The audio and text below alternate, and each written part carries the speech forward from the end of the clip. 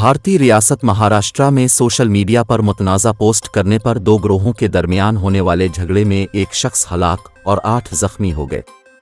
भारतीय मीडिया के मुताबिक यह वाक़या रियासत महाराष्ट्र के गांव पीसवाली में पेश आया, जहां दो गिरोहों में झगड़ा इस कदर बढ़ गया कि एक शख्स की जान चली गई।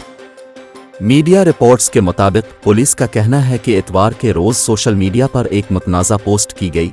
जिस शख्स ने ये पोस्ट की वो ज़हनी अमराज का शिकार है। इसने अपनी पोस्ट में दूसरी ज़ात के लोगों को निशाना बनाया था। पुलिस के मुताबिक मुतनाज़ा पोस्ट पर कुछ नौजवानों से पूछगछ जारी थी कि पुलिस चौकी के बाहर मुतासिरा ज़ात के लोगों ने हंगामा कर दिया।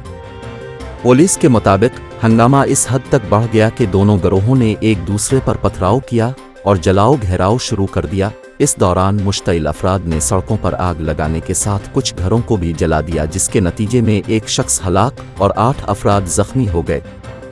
पुलिस का बताना है कि हंगामा आराई से निपटने के लिए गांव में इंटरनेट सर्विस को भी मुअत्तल करना पड़ा, जबकि हंगामी आराई में मुलव्वस 23 अफराद को गिरफ्तार कर लिया गया है।